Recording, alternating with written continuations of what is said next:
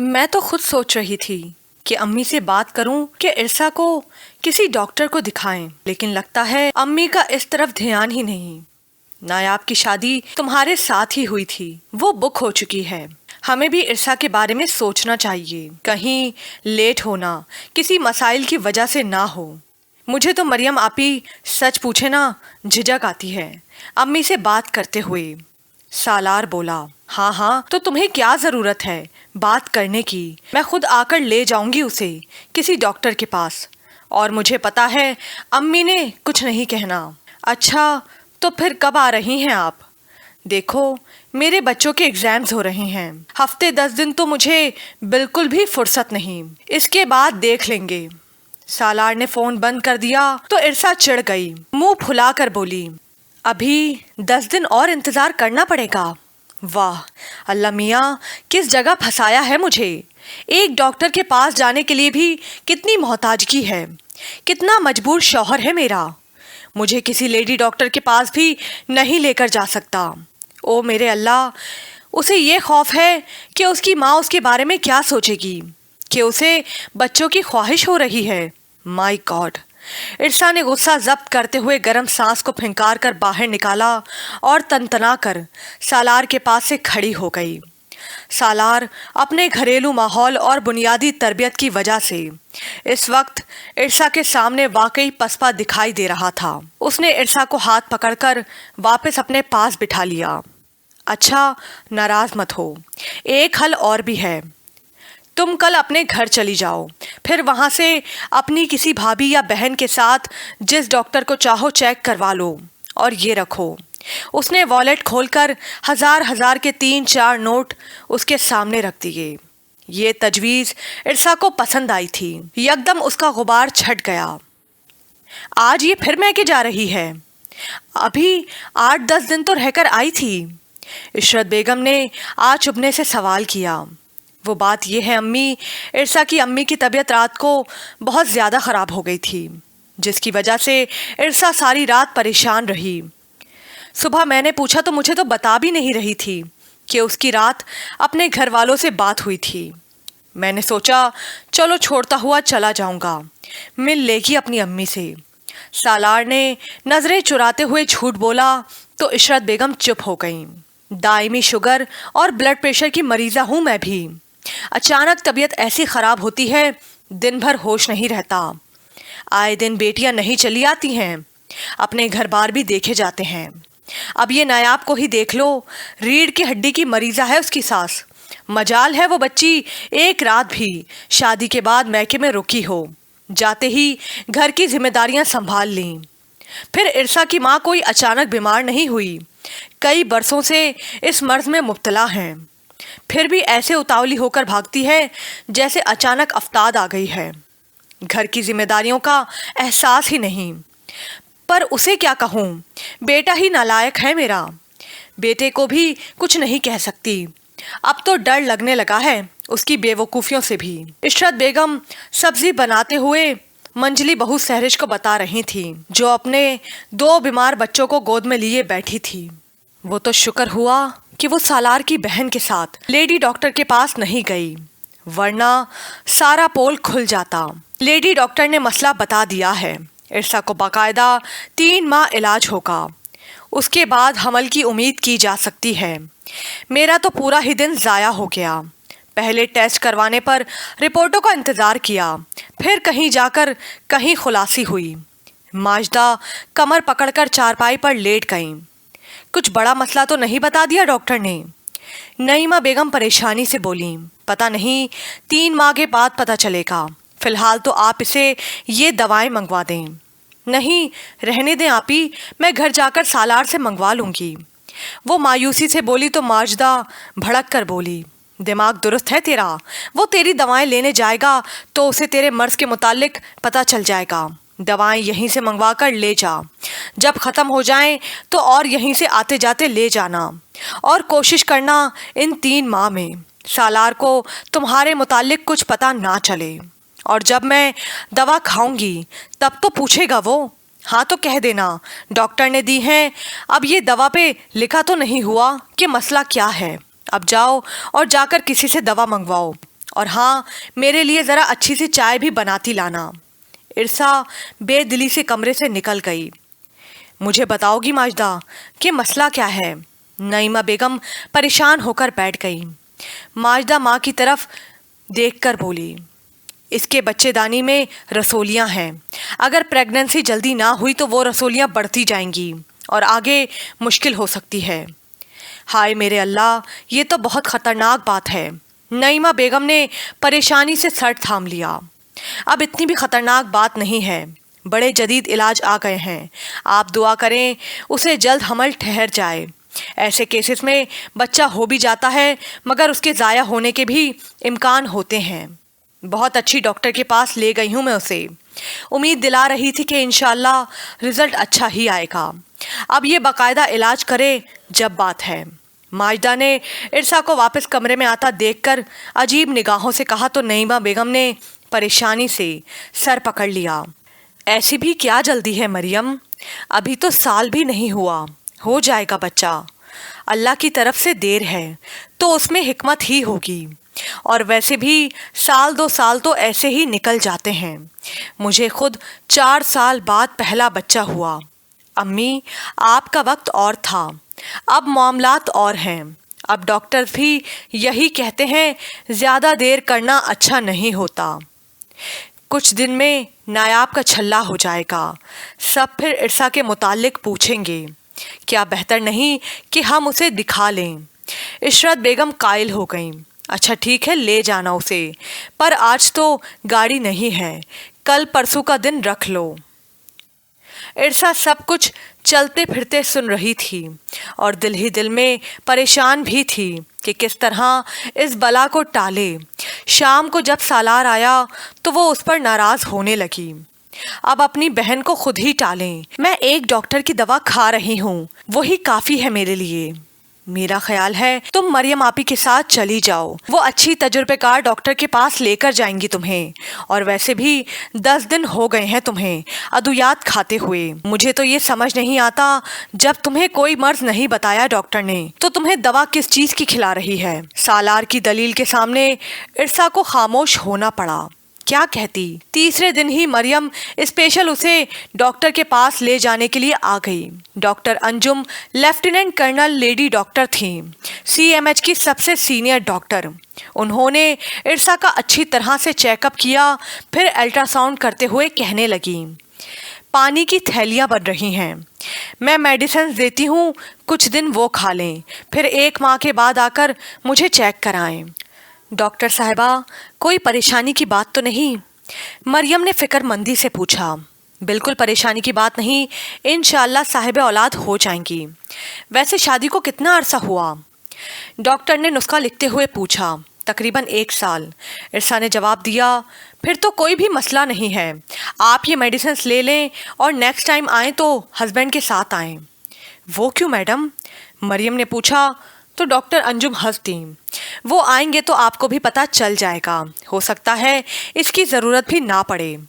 تو کیا آپ ان کا ٹیسٹ کروائیں گی؟ ارسا نے پٹاخ سے کہا تو ڈاکٹر انجم نے کوئی جواب نہیں دیا۔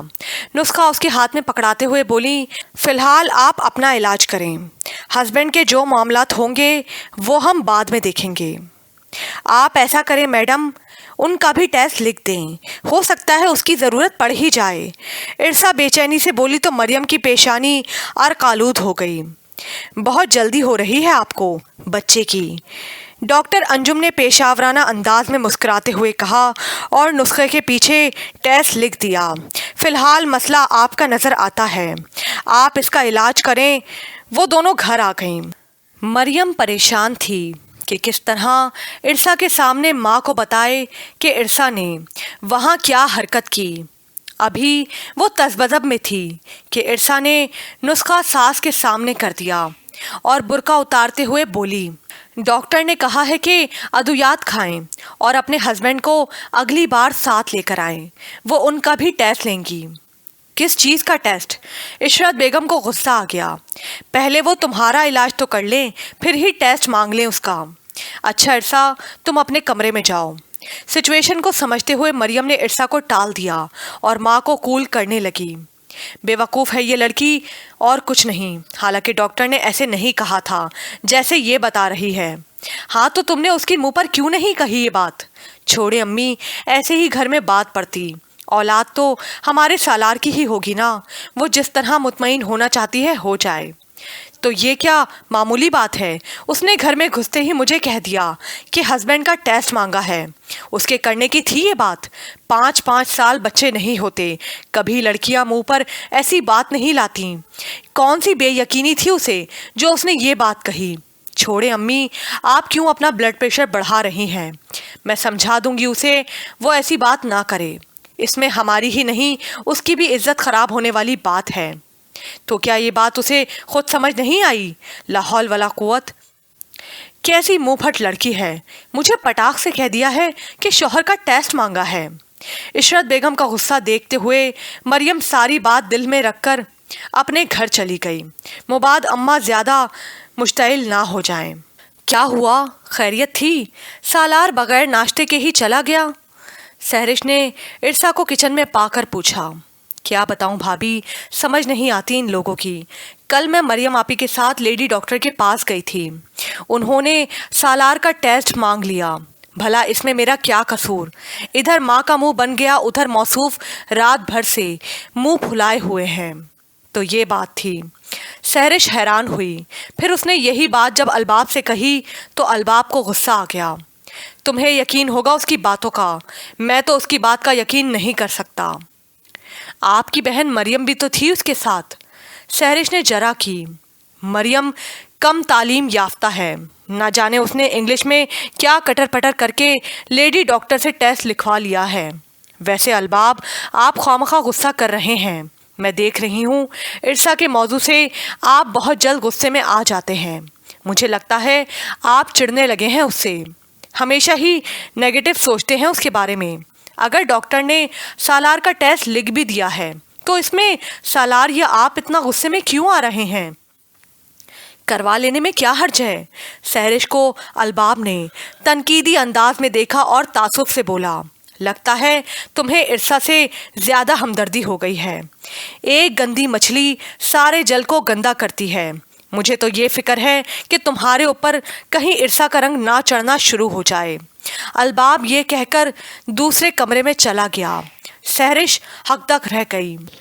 सहरिश की चारों बच्चियां जैसे ही पढ़ाई से फारिग होती इरसा के कमरे में घुसी रहती।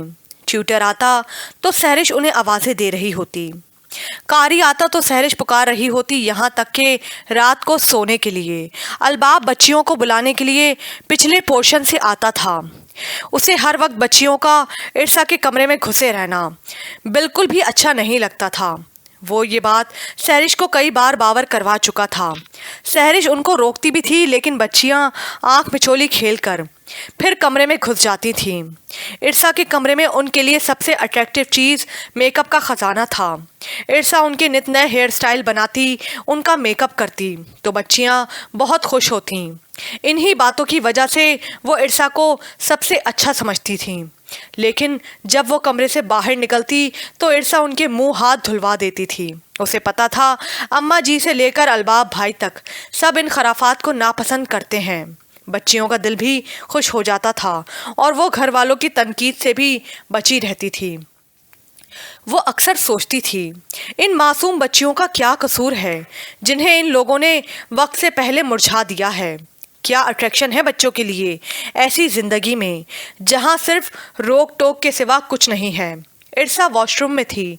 चारों बच्चियों ने कमरे में घुसकर खुद ही एक दूसरे का मेकअप कर लिया था।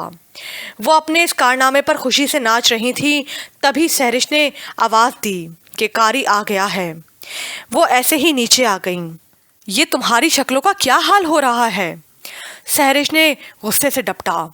अम्मा जी की निगाह पड़ी तो उन्होंने वावेला कर दिया, और भेजो, मैं रोकती हूँ तो तुम सबको बुरा लगता है। ये लक्षण सीख रही हैं ये वहाँ। खूब अच्छी तरबियत हो जाएगी दुल्हन। तुम भी मज़े से मगन बैठी रहती हो, 2-2 घंटे देखती ही नहीं कि बच्चियाँ कहाँ हैं। बेटियों की ज़ात है, इतनी लाइल्मी तुम्हारी अच्छी नहीं। सहरिश मुजरिम सी बन गई। उसे बच्चियों पे सख्त गुस्सा आ रहा था। तुम्हारे बाबा घर पर नहीं, अगर वो देखेंगे तो तुम पे ही नहीं मुझ पर भी गुस्सा करेंगे। क्या मुसीबत थी तुम्हें ये कुछ करने की। उसने बड़ी बच्ची को पकड़कर 2 थप्पड़ लगा दिए। मम्मा, मेकअप करने में क्या बुराई है, चाची भी तो मेकअप करती हैं। तीसरी बच्ची ने मासूमियत से कहा। वो बड़ी हैं, शादीशुदा हैं, तुम मासूम बच्चे हो, सारी स्किन खराब हो जाएगी तुम्हारी। तुमने देखा है मैं कभी मेकअप करती हूँ? गंदा होता है, ये नहीं करना चाहिए। सहरिश बच्चियों के मुंह धुलवाकर कह रही थी। तभी छोटी बच्ची मासूमियत से बोली, कोई नहीं जी, अगर ये गंदी चीज़ होती तो चाची हमारे ना लगाती। वो तो रोज़ाना हमारा मेकअप करती हैं, अपने मोबाइल से हमारी तस्वीरें बनाती हैं, फिर हम सब देखते हैं। फिर वो गाने चलाती हैं, हम उछलते कूदते हैं। हमें नाचना तो आता नहीं, पर चाची कहती हैं कि सिखा देंगी। वो क्लैपिंग करती रहती हैं और हमें मज़ा आता है। उफ मेरे खुदा, ये तुम कैसी बातें कर रही हो समन। अगर तुम्हारे बाबा को पता चल गया तो वो तुम्हारा गला ही दबा देंगे। बाबा तो हैं ही गंदे, हर वक्त गुस्सा करते रहते हैं। सालार चाचू अच्छे हैं, उन्हें तो गुस्सा ही नहीं आता, कभी नहीं डांटते। हाँ, तुम्हें तो जैसे पता है ना कि उसे गुस्सा नहीं आता, गुस्सा आ जाए उसे तो वो पागल हो जाता है। पर हमें तो कुछ नहीं कहते ना, वो बाबा तो हर वक्त गुस्सा ही करते रहते हैं। कहूँगी तुम्हारे बाबा से, रात आ जाएंगे ना, बताऊँगी उन्हें आपकी समन लाडली आपकी बुराइयाँ कर रही थी। बता दीजिएगा, मैं भी कह दूंगी, मैंने तो ऐसा कहा ही नहीं। समन ने हाथ नचाकर ताली बजाई और झट से भाग गई। सहरिश को तो उसकी शरारत पर हंसी आ गई, लेकिन इशरत बेगम जो देर से पोती को देख रही थी, तफक्कुर में गिरफ्तार हो गईं। झूठ बोलने की आदत उन्होंने इरसा में पाई थी। यही आदत अगर बच्चियों में आ गई तब अलबाब तो सहरिश का जीना हराम कर देगा। या अल्लाह, मैं कैसे ख़ानदान की लड़की को अपने घर में ले आई हूँ। तू ही मेरे ख़ानदान का सुकून और वक़ार कायम रखना। वो दिल ही दिल में दुआ गो थीं। क्या हुआ भाभी, बच्चियों को आपने मेरे कमरे में आने से क्यों रोक दिया? सहरिश ने इरसा को कोई जवाब नहीं दिया तो इरसा समीउल्लाह को गोद में उठाते हुए बोली, मुझे पता है अम्मी ने रोका होगा। पता नहीं ये सासें क्यों चाहती हैं, अगर एक घर में 2 बहुएं हैं तो उनकी आपस में ना बने। नहीं, ऐसी बात नहीं है, सहरिश ने रखाई से कहा। बच्चों के एग्ज़ाम्स शुरू हो गए हैं, इस वजह से उन्हें टाइम नहीं मिलता। लेकिन हमना मुझे बता रही थी कि अलबाब भाई ने आप पर सख्ती की है कि बच्चे मेरे कमरे में ना आएं। क्यों भाभी, क्या मैं इस घर की फ़र्द नहीं हूँ? और फिर बच्चों ने अगर मेकअप कर भी लिया तो इन बातों से कौन सी क़यामत आ जाती है? बच्चों का दिल खुश हो जाता है। बात मेकअप की नहीं है इरसा, तुम मियाँ बीवी इस बात का ख्याल नहीं रखते कि मासूम बच्चे भी तुम्हारे इर्द गिर्द बैठे हुए हैं। मैं 5 बच्चों की माँ हूँ, लेकिन हम लोग अपने बच्चों के सामने तहजीब में रहते हैं। मेरी 4 बच्चियों में समन निडर भी है और मुँह फट भी। वो बता रही थी कि चाची चाचू की गोद में सर रखकर लेटकर टीवी देखती हैं, कभी चाचू के चुटकी भरती हैं, कभी गुदगुदी करती हैं। उस बेवकूफ़ ने ये सब कुछ अपने बाप से कहा है। अभी सहरिश की बात ख़त्म नहीं हुई थी कि इरसा हंसती और फिर हंसती चली गई। इतना सब कुछ तो बच्चे टीवी ड्रामों में, फिल्मों में भी देख रहे हैं। वो उल्टा सहरिश का भी मजाक उड़ा रही थी। सहरिश को इरसा की बेपरवाही पर सख्त गुस्सा आया। अव्वल तो हम लोग बच्चों को ऐसा कुछ देखने ही नहीं देते। दूसरी बात यह है कि फिल्म ड्रामे इंटरटेनमेंट का ज़रिया हैं। हम अपने बच्चों के लिए ऐसे इंटरटेनमेंट का ज़रिया नहीं बन सकते। हमारी अपनी तहजीब है, एक माहौल है हमारा। फिल्मों में तो हीरोइंस बेलिबास होकर भी आती हैं, तो फिर हमें वही सब कुछ अपना लेना चाहिए। अरे भाभी, आप तो जज्बाती ही हो गईं। मैं तो ऐसे ही कह रही थी। यकीन करें, कभी बेध्यानी में हो गया होगा ऐसा। सालार तो खुद ऐसे मामलात में बहुत वहमी हैं, बल्कि मुझे ही टोकते रहते हैं कि बच्चे बैठे हुए हैं, ख्याल करो। सहरिश ने दरीजा निगाहों से इरसा की तरफ देखा तो गोया उसके कहने पर भी तुमसे कंट्रोल नहीं होता। वो तासुफ से सोच कर रह गईं। आखिर कब तक इस तरह मुंह फुलाकर फिरते रहोगे? उसे तो अपने कहे गए लफ्ज़ों पर ना तो नदामत है और ना ही शर्मिंदगी। खाया पिया और आधे दिन पढ़कर सोई रही।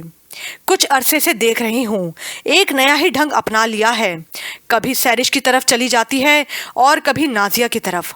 हालांकि मैं अलबाब की आदत को जानती हूँ, उसने अपनी बच्चियों तक को रोका हुआ है तुम्हारे कमरे में जाने से, मगर उसकी बीवी की समझ नहीं आती क्यों देवरानी को गोद में बिठा रही है। जब देखो अपने कमरे में लिए बैठी रहेगी। इधर हंसी ठिठोल, एक तुम हो, हर बात को जानकर रोग ही बना लेते हो। अम्मा जी की वजह से तो मैं तुमसे कोई बात ही नहीं करती, उनके कानों में ये बात पड़ गई तो हशर मचा देंगी। समझ नहीं आता कुदरत ने हमें किस इम्तिहान में डाल दिया है। मजाल है वो लड़की 1 इंच भी तब्दील हुई हो। मेरे तो कानों से ये अल्फाज नहीं निकल रहे कि उसने डॉक्टर के पास से आने के बाद मुझे कैसे कहा कि टेस्ट मांग रही है डॉक्टर। सालार सर झुकाए बैठा रहा। उसे खुद भी इरसा के रवैये का रंजो गुस्सा था। एक बात कान खोलकर सुन लो सालार, अगले माह मैं खुद जाऊंगी डॉक्टर के पास उसे लेकर। अगर डॉक्टर ने मुझे ये बात कह दी कि इरसा में ही कोई नुक्स है तो याद रखना सालार, फिर मैं इस लड़की को अपने घर में नहीं बसाऊंगी। इशरत बेगम के अल्फाज बड़े ही कड़वे और नोकीले थे, जिन्हें इरसा ने कान लगाकर बगौर सुना था और उसके रोंगटे खड़े हो गए थे। मुझे समझ नहीं आता मरियम आपी, मैं क्या करूं? थक गया हूं मैं। 1 साल के अरसे में मुझे इतनी खुशियां नहीं मिली जितनी इरसा ने अजियतें दी हैं। कितनी बड़ी बात थी ये, जिसे कहने के बाद उसे अफसोस तक नहीं है। बताएं फिर मेरे दिल में उसके लिए क्या गुंजाइश रह जाती है। मुझे तो खुद समझ नहीं आता सालार कि वो ऐसी हरकतें क्यों करती है। आखिर उसे इस घर में रहना है, क्या ये बसने वाले काम हैं? मरियम को खुद अफसोस हो रहा था कि वो इस बात के बीच में थी और इरसा ने इस बात का लिहाज ही ना किया और मुंह फाड़कर झूठ बोल दिया। और अम्मी सही कह रही हैं, वक्त ज़्यादा गुजरा तो वो इस बात को सब जगह फैला देगी। क्या करूं मैं, आप ही बताएं। वो सख्त परेशान था। देखो सालार, तुम मेरे सबसे छोटे भाई हो, मेरे लिए बहुत प्यारे हो। मेरी बात का हरगिज़ बुरा नहीं मनाना। मियाँ बीवी के दरमियान एतमाद और भरोसा ही सब कुछ होता है। मुझे लगता है अपनी कमज़ोरी का पता लग जाने के बावजूद भी इरसा समझती है कि तुम्हें भी डॉक्टर से मिल लेना चाहिए। इसलिए अगली बार तुम उसे साथ ले जाना ताकि ये मामला ही ख़त्म हो जाए। ऐसा हरगिज़ नहीं होगा। फिर उसने अपनी माँ की बात बताई। मरियम सोच में पड़ गई। तो तुम ऐसा करो, अपने तौर पर किसी डॉक्टर से मिल लो। देखो मेरी बात का गलत मतलब मत समझना, मैं तो सिर्फ ये चाहती हूँ, वो मुंहफट और बदज़बान लड़की है। इससे कबल वो इस बात को मज़ीद हवा दे, तुम इसका फ़ौरन ही सदबाब कर दो, टेस्ट कराकर उसे दे दो। सालार का चेहरा रंज और गुस्से से सुर्ख हो रहा था। देखो सालार, इस बात का सिर्फ यही हल है। और हाँ, इस बात का फैमिली में किसी को पता ना चले। जिस तरह अम्मी ने कहा है, ऐसे ही जज्बात तुम्हारे बड़े भाइयों के भी हो सकते हैं। घर उजड़ जाते हैं इन बातों पर। सिर्फ तुम उसकी तसल्ली के लिए ऐसा कर दो। मैं उस पर कितना भरोसा करता हूँ, ये जानते हुए भी कि उसकी फैमिली की क्या क्या कमज़ोरियाँ हैं। उसे कभी ताना नहीं देता, इसके बावजूद उसने चंद दिन मुझ पर एतबार ना किया। वो रो देने को था। क्यों की थी आप लोगों ने मेरी ऐसी लड़की से शादी, जिसने मुझे और मेरी मोहब्बत को समझा ही नहीं। उसने अपना सुर्ख चेहरा अपनी हथेलियों में छुपा लिया। मरियम को उसकी मासूमियत और बेबसी पर बेहद तरस आया। दिल तो उसका भी दुखा था। इरसा के रवैये से वो बहुत डिसहार्ट हुआ था। मरियम ने अपने ती इरसा को झंझोड़ा था, लेकिन वो इत्मीनान से कह चुकी थी, मरियम आपी, मुझे समझ नहीं आता कि सालार इस बात को अना का मसला क्यों बना रहे हैं। क्या औलाद ना होना औरत की ही कमज़ोरी की बिना पर होता है? मगर तुम अपना तो इलाज करवा लो इरसा, तभी सालार के बारे में कुछ कहना। क्यों वक्त से पहले मुंह से बात निकालकर अपनी गृहस्थी ख़राब कर रही हो? हाँ, तो करा ही रही हूँ अपना इलाज, कोई बहुत बड़ा मसला नहीं है मुझे। अगर लेडी डॉक्टर ने उन्हें भी बुलाया है तो उन्हें भी जाना चाहिए। इस बात पर मरियम चकरा कर रह गई। इरसा अपनी हठ धर्मी पर कायम थी। उधर इशरत बेगम फैसला कर चुकी थी कि अब तीसरी सूरत यही थी, खामोशी से वही काम कर लिया जाए जिसकी मरियम ने सालार को तजवीज़ दी थी। सालार ने अपनी टेस्ट रिपोर्ट इरसा के सामने रख दी। इरसा शर्मिंदगी की वजह से सर भी उठाने के काबिल नहीं थी। फिर वो रो दी और सालार से माफ़िया मांगने लगी। सालार को फ़िलहाल उससे कोई हमदर्दी नहीं हुई। सिर्फ उसने इतना कहा, बड़ा एहसान होगा मुझ पर जो तुम इस रिपोर्ट के बारे में किसी को नहीं बताओगी। आपका बहुत बड़ा दिल है सालार, आप मेरी बड़ी से बड़ी कोताही को माफ़ कर देते हैं। आप बहुत अजीम हैं। मैं वादा करती हूँ आपको कोई तकलीफ़ नहीं पहुँचाऊँगी। अगर हमारे औलाद ना भी हुई तब भी ज़िंदगी भर आपके साथ रहूँगी। बस आप मुझे माफ़ कर दें। वो अपने शौहर की दिलजोई कर रही थी। मुझे कुछ पैसों की ज़रूरत है इरसा, अगर तुम इंतज़ाम कर दो तो मैं जल्द ही लौटा दूँगा। नहीं भाईजान, मैं आपसे कोई वादा नहीं कर सकती। मेरे घरेलू हालात तो पहले ही परेशान कुन हैं। जब से मैंने सालार से उसकी टेस्ट रिपोर्ट मांगी थी, उसका रवैया खिंचा हुआ है मेरे साथ। अगर वो मेरी तरफ माइल भी होने की कोशिश करता है तो माँ के पेट में मरोड़ उठने लगते हैं। तो क्या अभी तक तुम्हारे मामलात मामूल पर नहीं आए? कितनी पुरानी बात हो गई है वो। क्या अभी तक याद रखी है उन लोगों ने? दिलावर अली हर एक बात से आगाह था। आपको पता तो है, जिस बात को अना का मसला बना लें, छोड़ते ही कहाँ हैं। इरसा चिड़चिड़े अंदाज में बता रही थी। दिलावर अली बेबसा दिखाई देने लगा। बहुत ही कमज़ोर और दब्बू लड़की निकली तुम भी। तुम्हारी जगह अगर राबिया होती तो ना सिर्फ सालार को कंट्रोल कर लेती बल्कि पूरे घर को उंगलियों पर नचा रही होती। और इस बात का सबूत तुम्हारे सामने है। तुम्हारे बाद शादी हुई थी उसकी, मगर कितनी जल्दी उससे उस घर से अलहदा हो गई और अपनी खुशहाल ज़िंदगी गुजार रही है, और तुम हो के इस सिस्टम में दबी पड़ी हो। साहिब औलाद हो गई राबिया, इस वजह से उसने शाहिद को कंट्रोल में कर लिया। ये किस बलबूते पर अपना तिमराक दिखाए।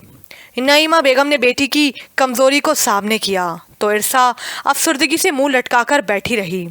औलाद होना एक अलहदा मसला है और शौहर के दिल में जगह बनाना एक अलहदा।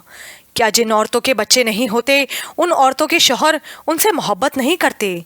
और फिर अरसा ही कितना हुआ है तुम्हारी शादी को? आज नहीं तो कल तुम्हारे औलाद हो ही जाएगी।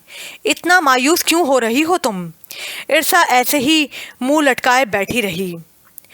परेशानी की तो बात है ना, दूसरा साल लग गया है और इसके औलाद ही नहीं हुई। नईमा बेगम ने रंजीदगी से कहा। दिलावर अली को इस वक्त पैसों की ज़रूरत थी और इरसा ने इस मामले से इनकार कर दिया था। सो दिलावर अली को इस वक्त इरसा की ज़ात में कोई दिलचस्पी महसूस नहीं हो रही थी। फिर वो थोड़ी ही देर में वहाँ से उठकर बाहर निकल गया। नईमा बेगम बेटी की दिलजोई करने लगी। तुम फिक्र ना करो, अपना इलाज बाकायदगी से जारी रखो। देखना जल्द तुम्हें खुशखबरी मिलेगी। तब फिर तुम इन लोगों से अपनी सारी ज़्यादतियों का बदला ले लेना। बस एक बार तुम्हारे वहाँ कदम जम जाएं, फिर तुम सालार को ब्लैकमेल भी कर सकती हो और जिस तरह चाहो उससे अपनी बात मनवा सकती हो। नईमा बेगम बेटी को मोहब्बत से अपने करीब लगाकर समझा रही थी। बस तुम एक बार साहिब औलाद हो जाओ। मुझे तुम्हारा रोज़ रोज़ मैके आना जाना बिल्कुल अच्छा नहीं लगता। ये बात मैं कितनी बार कह चुका हूँ, फिर तुम आए दिन जाने का जिक्र ले बैठती हो। सालार का लहजा इतना सख्त था कि इरसा दूसरी बात ही ना कर सकी थी। जिंदगी इसी कश्मकश में गुजर रही थी, बेरौनक और बेकैफ। हजार जतन के बाद भी वो सालार का मूड पहले जैसा करने में कामयाब ना हो सकी। नंदे आती थी, वो भी कुछ खिंची खिंची रहती। अम्मा जी ने तो पहले दिन से ही उसे कबूल नहीं किया था। अलबत्ता उसकी सास का भी अब रवैया तब्दील हो गया था। अब पहले की तरह वो उसकी तरफदारी नहीं करती थीं, बल्कि ख़ुद भी उसके हर अमल को नेगेटिव लेने लगी थीं। इस सूरत हाल में इरसा का दिल करता था कि इस घर को छोड़कर कहीं भाग जाए, लेकिन ऐसा करना नामुमकिन था। मैके के घरेलू मौशी मसाइल उसके सामने थे। दिलावर भाई ने अम्मी की ज़रूरियात ज़िंदगी को ख़ासा महदूद कर दिया था। छोटे भाई खर्च नहीं देते थे।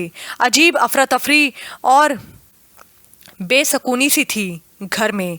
ऐसे में उसका मैके जाना माँ के लिए ही फिर वो आसाइशें जिनकी اسے یہاں عادت پڑ گئی تھی۔ میکے میں کہاں تھیں؟ گرمی میں اے سی، سردی میں ہیٹر، گرم پانی، اپنا سونا، اپنا جاگنا، اپنا اچھا کھانا، اچھا پہننا، کسی بھی چیز کی تنگی نہیں تھی یہاں۔ ہاں البتہ رویے سرد ہوتے جا رہے تھے۔ وہ اپنے ہی گھر میں خود کو اجنبی تصور کرنے لگی تھی۔ یہ دن اس کی زندگی کے سب سے منحوس ترین دن تھے۔ ایسے میں موبائل فون اس کے لیے کسی آکسیجن کی حیثیت رکھتا تھا۔ کبھی سالار نے اس کے موبائل پر بات کرنے پر اعتراض نہیں کیا تھا، کبھی اسے بیلنس کی تنگی نہیں دی تھی۔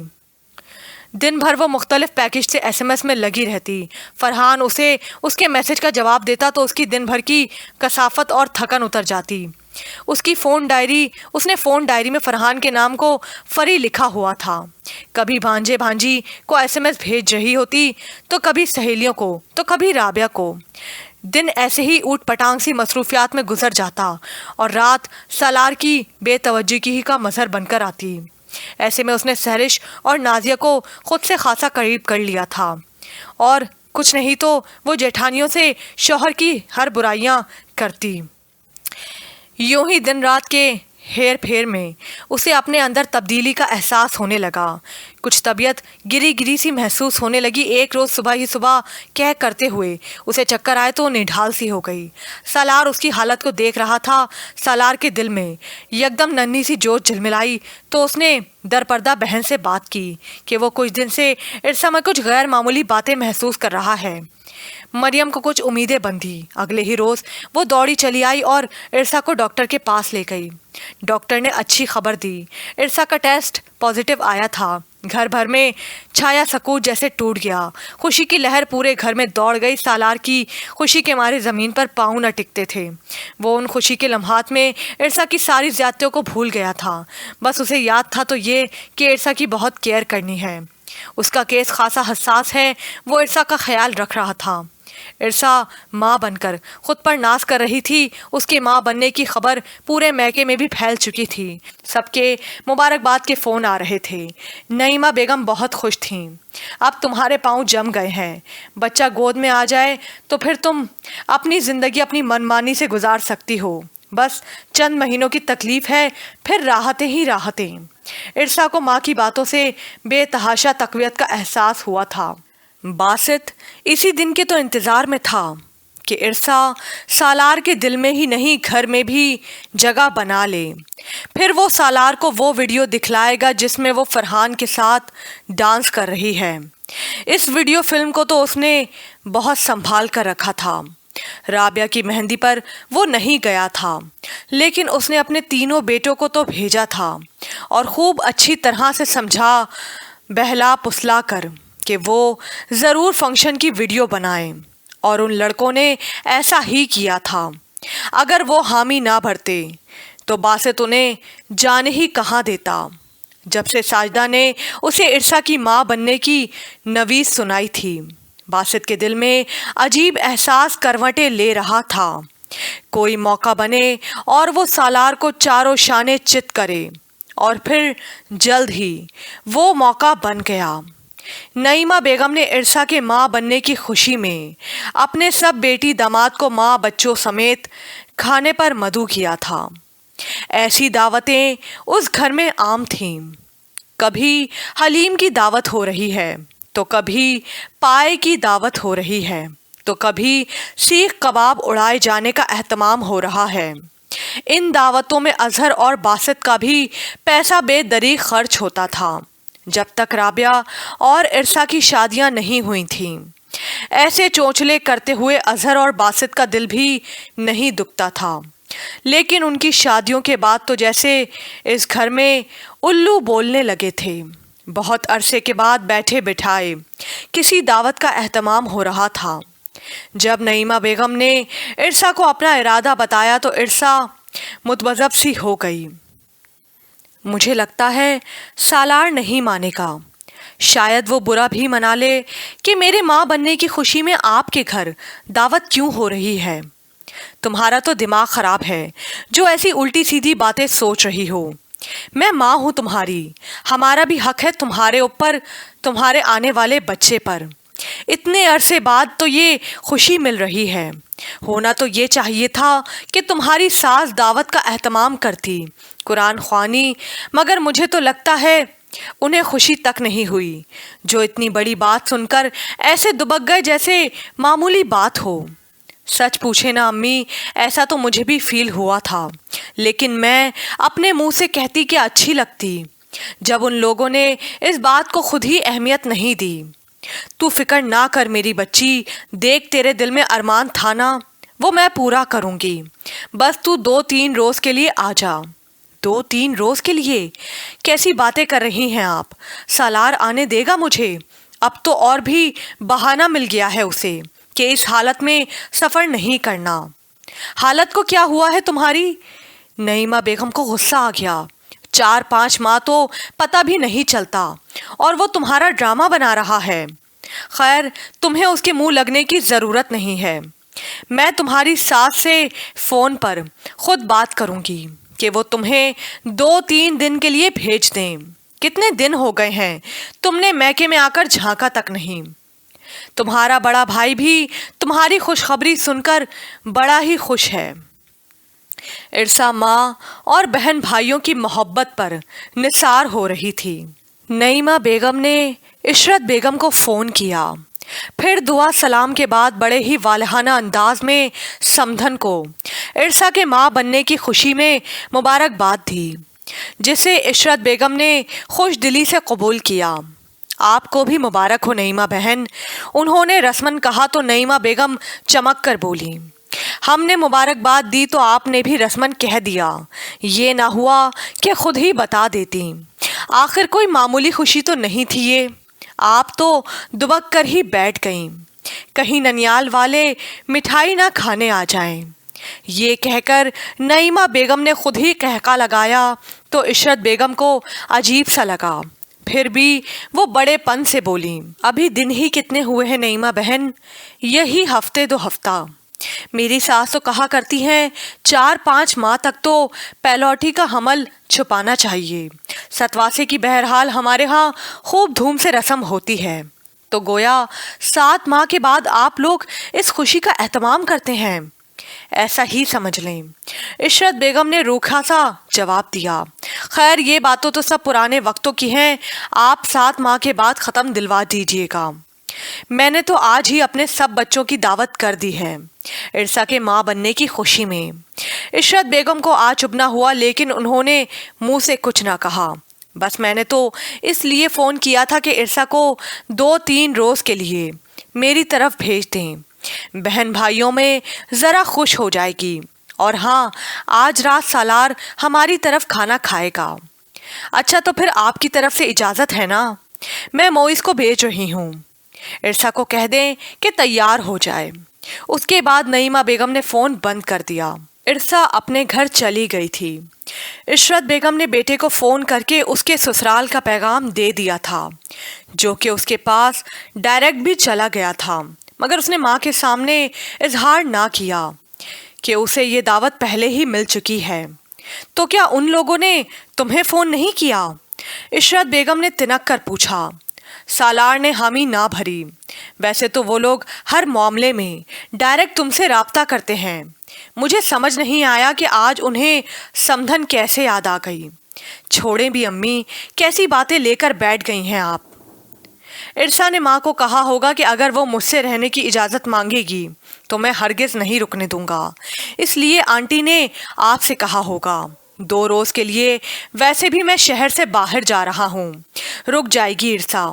سالار نے ماں کی بات کو غیر ضروری سمجھ کر ٹال دیا، مگر عشرت بیگم کو تو غصہ آ رہا تھا۔ عجیب لوگ ہیں، انوکھی ماں تو نہیں بن رہی ہے وہ جو اس کا ڈھنڈورا پیٹ رہے ہیں۔ ماں تو ایسے باولی ہو رہی ہے جیسے 20 سال کے بعد بیٹی کو حمل ٹھہرا ہو۔ لا حول ولا قوت، کوئی حیا نہیں رہی، 4 دن چڑھتے ہیں اور لڑکیاں ڈھنڈورا پیٹ دیتی ہیں۔ کیسے وقت تھے ہمارے، ایسے حالات میں چھپتی پھرتی تھیں، جانے کچھ چرا لیا ہو۔ یہاں نہ بیٹی کو شرم نہ ماں کو۔ مہینہ بھی پورا نہیں ہوا اور پورے شہر میں اعلان کر دیا۔ وہ بڑبڑاتے ہوئے ساس کے پاس چلی گئی۔ آج کتنے دنوں کے بعد मेरे सब बच्चे इकट्ठे हुए हैं। नईमा बेगम ने कहा। ये क्या, इतना सन्नाटा? अरे कोई म्यूजिक वगैरह चलाओ ताकि पता चले कि हमारे घर में कोई फंक्शन हो रहा है। बासित ने जानबूझकर कहा तो मोइज ने डैग ऑन कर दिया। इरसा तैयार होकर ऊंची हील में यहाँ वहाँ खुशी से फिर रही थी। उसकी चाल से ही लगता था कि उसके पाँव जमीन पर टिक ही नहीं रहे।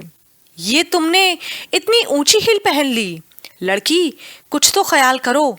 अजहर ने उसे टोका तो सालार शर्म से पानी पानी हो गया। उतारो इस हील को और सादा सी चप्पल पहनो। फिर अजहर सालार से मुखातिब होकर बोला, यार, इन छोटी छोटी गलतियों से बहुत बड़े बड़े नुकसान हो जाते हैं। ना समझ है वो, तुम तो ख्याल रखो। ये काम ख़वातीन के हैं। उसने टाला तो अजहर हंस दिया। ख़वातीन को तो सिर्फ अपने फैशन की फ़िक्र रहती है। कहाँ रखती है वो इन बातों का ख्याल? अब इस राबिया की बच्ची को ही देख लो। ऐसे वक्त खुले कपड़े पहनने चाहिए और वही तंग लिबास पहन रखा है। दुपट्टा ऊपर फैला लेने से सामने से तो ढक जाएगा, मगर बच्चे की तो ऑक्सीजन कम हो जाती है तंग कपड़े पहनने से। सालार शर्मिंदगी से राबिया से नज़रें चुरा गया, जो उसे देखकर सलाम करने आ रही थी। फिर वो अपने शौहर के साथ तस्वीरें खिंचवाने में मगन हो गई। उसके हमजुल्फ उससे कैसी बातें कर रहे थे। ऐसी बातें तो उसने अपने घर में ख़वातीन से भी नहीं सुनी थीं। उसकी बहनों और भाभियों के बच्चे होते रहते हैं, कभी मर्दों ने उन पर इस तरह तबसरा नहीं किया जैसा यहाँ हो रहा था। तौबा है इरसा, तुम आहिस्ता नहीं चल सकती, और ये वज़न मत उठाओ, इस तरह मत झुको। हर एक की गोया इरसा पर निगाहें थीं और उसे ही सब नसीहतें कर रहे थे। इन बातों पर इरसा को बिल्कुल भी खौफ नहीं हो रही थी, बल्कि वो तो मसरूर थी कि सब उसका किस कदर ख्याल रख रहे हैं, जबकि सालार का खौफ से बुरा हाल था। बासित सोच रहा था इससे ज़्यादा सुनहरी मौका नहीं आ सकता। किसी तरह से भी ये वीडियो फिल्म सालार को दिखाई जाए। तभी उसने सालार को अकेला बैठा देखकर अपने बड़े बेटे को एक तरफ ले जाकर समझाया, सालार लगता है उदास बैठा है, तुम उन्हें इरसा की ये वीडियो फिल्म दिखाओ ना जाकर, उनका दिल लग जाएगा। वैसे भी बेचारा हमारी महफिलों में कम ही घुलता मिलता है। बासित का बड़ा बेटा लाओबालीपन में मोबाइल लेकर पास बैठ गया, फिर वीडियो खोलकर देखने लगा। फिर सालार को मुतवज्जा करके बोला, अंकल देखें, इरसा आंटी कितनी प्यारी लग रही हैं। सालार की तवज्जो हुई तो इरसा किसी लड़के के साथ नाच रही थी और फिर सालार की उस वीडियो पर से निगाहें ही ना हटीं। उसे यकीन ही नहीं आ रहा था कि ये इरसा होगी, उसकी इरसा जिसे उसने बुर्का दिलवा दिया था, किसी गैर मर्द की बाहों में झूल रही होगी। कभी उस लड़के के हाथ इरसा की कमर में थे तो कभी दोनों पुष्ट से पुष्ट मिलाकर खड़े थे नाचते हुए। कभी वो उसके सीने से लग रहा है, कभी वो उसे गले से लगा रही है। सालार का दिमाग घूम गया। बासित बड़े ध्यान से सालार के सारे तासुरात नोट कर रहा था और दिल ही दिल में मुस्कुराते हुए सोच रहा था, अगर मैं खुद तुम्हें ये सब कुछ दिखाता तो तुम यही समझते कि मैं तुम्हारा घर उजाड़ने का प्रोपेगेंडा कर रहा हूँ। ज़रूर तुम्हारा इस तरफ ध्यान जाता, लेकिन अब तुम ऐसा नहीं सोच सकते। कौन सा फंक्शन है ये? सालार का चेहरा गुस्से से सुर्ख हो रहा है। रत जगह का फंक्शन है। आप नहीं आए थे, अब्बू भी नहीं आए थे, लेकिन हम सब ने बहुत एंजॉय किया था। क्या तुम्हारे अब्बू भी नहीं आए थे? सालार का दिमाग घूम रहा था। इरसा ने कहा था कि बासित वहीं था और उनके घर में झगड़ा हो रहा था, इसलिए वो देर से घर आई थी। वो इरसा के कहे गए झूठे लफ्ज़ों को जहन में दोहराने लगा। बासित दिल ही दिल में सोच रहा था, मैं ये काम तो बहुत पहले ही कर देता सालार साहब, लेकिन तब इतना मज़ा ना आता, अब ज़्यादा मज़ा आएगा। दोहरी तकलीफ़ होगी तुम्हें, दोहरी। ये बेवकूफ़ सालार से क्या बातें कर रहा है? यकदम बासित ने बेटे पर गौर किया तो उसे आवाज़ दे ली, मैं अब्बू की बात सुनकर अभी आता हूँ। आप ये मोबाइल रखें, किसी को मत दीजिएगा। अब्बू का है, नाराज होंगे। सालार ने मोबाइल गम और गुस्से में मुट्ठी में दबोच लिया।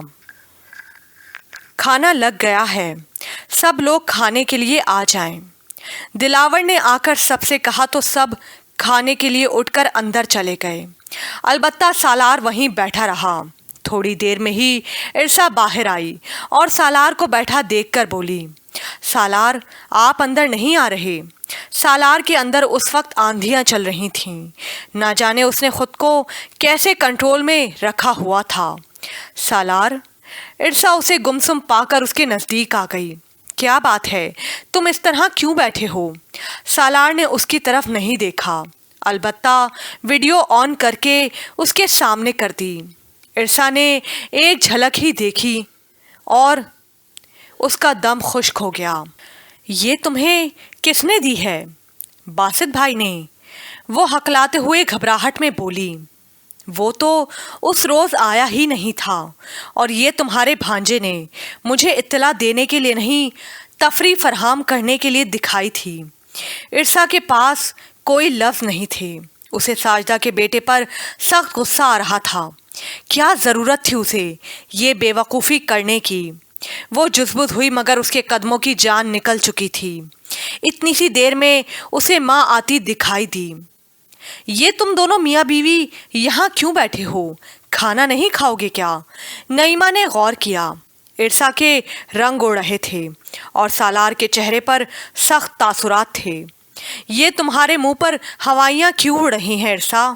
तुम्हारी तबीयत तो ठीक है ना? क्या हुआ? सालार, तबीयत तो ठीक है ना इसकी, और ये तुम्हें क्या हुआ है? सालार यकदम खड़ा हो गया। मैं इरसा को लेकर यहाँ से जा रहा हूँ। क्यों? नईमा के तेवर बिगड़े। इस क्यों का जवाब अगर आपने मुझसे मांगा तो बात बहुत बढ़ जाएगी। बेहतर यही है आप लोग इरसा को और इरसा आप लोगों को भूल जाए। नईमा बेगम ने बेटी की तरफ देखा जिसका चेहरा सफ़ेद पड़ रहा था। इतने दिनों के बाद तो वो यहाँ आई है, फिर तुमने झगड़े का कोई ना कोई जवाब पैदा कर लिया। क्यों? तुम हमेशा मेरे घर में आकर बदमज़गी पैदा करते हो। शुक्र अदा करें मैं यहाँ से चुपचाप जा रहा हूँ, वरना यहाँ वो तमाशा लगता कि आपकी बेटी ही नहीं आप भी मुंह दिखाने के काबिल ना रहती। मुंह संभाल कर बात करो सालार, तुम क्या कह रहे हो? इज़्ज़तदार ख़ानदानी लोग हैं हम। नईमा बेगम को जलाल आ गया। इज़्ज़तदार ख़ानदानी लोगों के ये काम होते हैं। उसने वीडियो ऑन करके नईमा बेगम के सामने की। एक लम्हे को तो नईमा बेगम सटपटाई, फिर फ़ौरन ही संभल कर बोली, इसमें ऐसी कौन सी बात है जिस पर तुम इतनी बड़ी बात कह रहे हो? ये कोई बड़ी बात ही नहीं। सालार की आवाज़ गम और गुस्से से फट रही थी। कैसी माँ हैं आप जिसे अपनी बेटी को दूसरे मर्द की बाहों में नाचता देखकर ज़रा सी भी शर्मिंदगी नहीं हुई, और ना अब हो रही है। देखो सालार, नईमा बेगम ने पैंतरा बदला। ये आजकल का माहौल है, हमारा माहौल ही ऐसा है। शादी ब्याह में बच्चे बच्चियां हुल्लड़बाजी करते ही हैं। इसमें तुमने इतना वावेला क्यों मचा रखा है? जो वक्त गुजर गया ठीक है, अब आइंदा ये एहतियात करेगी। नईमा बेगम के पास फिलफौर मुतमईन कर देने वाला कोई जवाब नहीं था। वक्त गुजर गया लेकिन अपने अनमिनट निशान छोड़ गया है। ये वीडियो सिर्फ एक ही शख्स के पास नहीं होगी, हर उस शख्स के पास होगी जो इस फंक्शन में मौजूद था। मेरी इज्जत का खूब तमाशा लगवाया है आपने। ये काम करने के लिए तो आपको रुपयों से भी औरत मिल जाती। मेरी ही बीवी को क्यों नचाया आपने? सालार की आवाज़ इतनी तेज़ थी कि खाना खाते हुए सबके हाथ रुक गए। बताएं, जवाब दें। उसकी आंखों में खून उतर रहा था।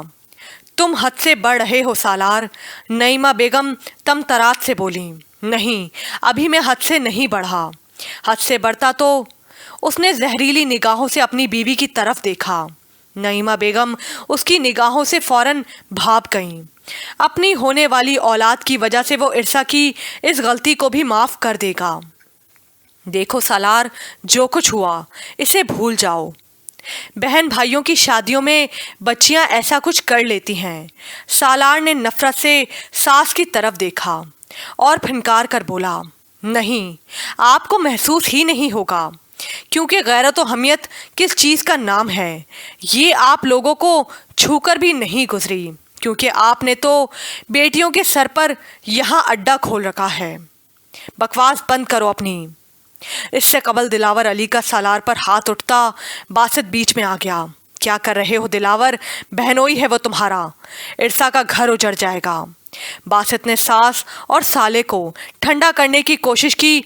उजड़ जाएगा इरसा का घर, दिलावर चिल्लाया, मगर ये अपने पैरों पर नहीं जाएगा। जज्बाती मत बनो, बाकी बहनोई भी आ गए।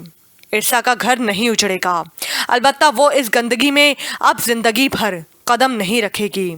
ये कहकर सालार ने इरसा की तरफ देखा, मेरे साथ चल रही हो या? और एक पल में इरसा के दिमाग ने घंटी बजाई। अगर इस वक्त सालार उसे अपने साथ ले गया तो मैके से भी तुड़वा देगा और उम्र भर उसकी करतूतों के ताने अलहदा देगा। दूसरे ही पल इरसा लड़खड़ाई और ज़मीन पर ढेर हो गई। हाय मेरी बच्ची, इरसा, इरसा। उसकी बहनें और माँ चील कव्वों की तरह इरसा पर झुक गईं। अगर मैं बेहोश होने का नाटक नहीं करती तो सालार मुझे अपने साथ ले जाता और मुझे पता है फिर वो मेरे साथ कैसा सलूक करता। मैं नहीं रह सकती उस घुटनज़दा माहौल में, इसीलिए मैंने बेहोश होने का नाटक किया। वो अपनी माँ और बहन भाइयों को बता रही थी। बहुत अच्छा किया तुमने ये काम करके, दिलावर अली गुस्से से फनकारा। अगर वो तुम्हें ले जाता तो हमारी बेइज्जती का बदला हरगिज़ पूरा ना होता। उसने बहुत बेइज्जती की है हमारी, महफिल का भी ख्याल नहीं किया। ऐसी कौन सी क़यामत थी उस वीडियो में जो वो इस कदर चिल्ला रहा था।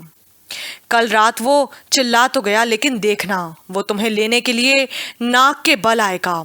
इरसा ने घबराहट से भाई की तरफ देखा। अगर वो ना आया तो? वो आएगा, ज़रूर आएगा, क्योंकि अब तुम सिर्फ उसकी बीवी नहीं, उसके बच्चे की माँ भी बनने वाली हो, इसलिए ख़ास हो। वो तुम्हारे लिए ना सही, बच्चे के लिए ही सही, वो ज़रूर आएगा। बस तुम अपना फ़ोन बंद रखना जब तक उसे अपने किए की शर्मिंदगी नहीं होगी। वो तुम्हें तकलीफ़ पहुंचाने से बाज नहीं आएगा, और किए की शर्मिंदगी उसे जब ही होगी जब तुम उसकी दस्तरस, उसके राब्ते से दूर होगी। 5 दिन हो गए हैं, तुम अभी तक इरसा को लेकर नहीं आए। सालार ने कोई जवाब नहीं दिया, चुपचाप खाना खाता रहा। ज़रूर मियाँ बीवी के दरमियान झगड़ा हुआ होगा, देख नहीं रही 5 दिन से मुंह सुजाए फिर रहा है। सालार के बजाय अम्मा जी ने जवाब दिया। सालार चुपचाप खाना खाता रहा। भाई, मैं तो सच कहूँगी, चाहे किसी को बुरा लगे, जब वो अपने मैके जाती है, नए नए सबक लेकर आती है और वहीं जाकर हावी होती है इस पर। तुम्हारी और तुम्हारे बेटे की कमज़ोरी भी है जो उसका मैके में आना जाना बंद नहीं करते। मुसलसल यहाँ रहे तो सब उछल कूद भूलकर तीर की तरह सीधी हो जाए, पर हमारी सुनता कौन है। पुराने ज़माने की हूँ, पुराने ख्यालात हैं, और तुम लोग हो नए ज़माने की पैदावार। सालार खाना छोड़कर उठ गया और बाहर निकल गया। लो, इसे क्या हुआ? हक हाँ, बीवी से इतनी मोहब्बत हो गई है कि माँ और दादी की बातें भी कलेजे में लगती हैं इसके, पर पछताएगा एक दिन, देख लेना। सालार किचन से निकलकर पानी पी रहा था, फिर पानी पीकर अपने कमरे में आ गया। 5 दिन उसने बड़ी अजियत में गुजारे थे। अगर वो उसके बच्चे की माँ ना बनने वाली होती तो वो उसे वही मज़ा चखा देता। इस वाक़े का उसने घर में किसी को नहीं बताया था। किस तरह बताता सबको? क्या इज्जत रह जाती उसकी सबकी नज़रों में। इतनी गंदी है इरसा, उसे ज़रा भी अपनी या अपने शौहर की इज्जत और हमियत का एहसास नहीं।